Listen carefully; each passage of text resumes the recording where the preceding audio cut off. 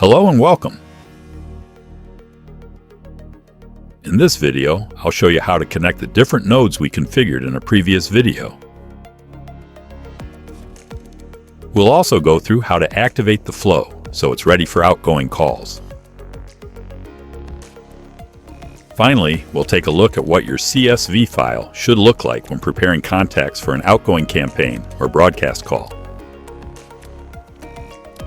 To get started, navigate to the Flow Builder page. Locate the flow we created earlier, then click on Edit. To connect the nodes, hover your cursor over a node connector, then click and drag it to the connector of the next node.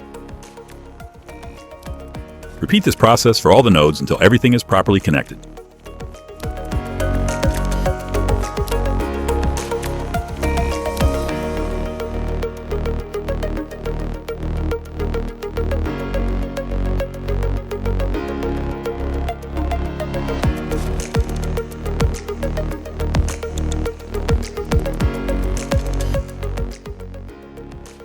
Once you're done, click on Save.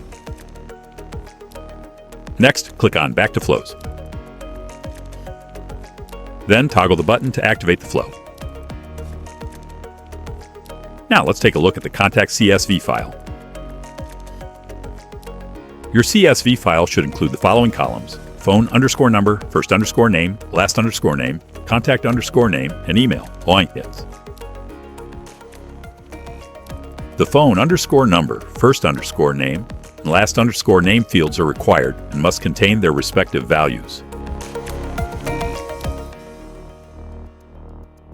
The contact underscore name and email fields are optional, but their column headers must still be present in the file. In the next video, we'll test the outgoing AI agent by creating a campaign and seeing it in action. Thank you for watching.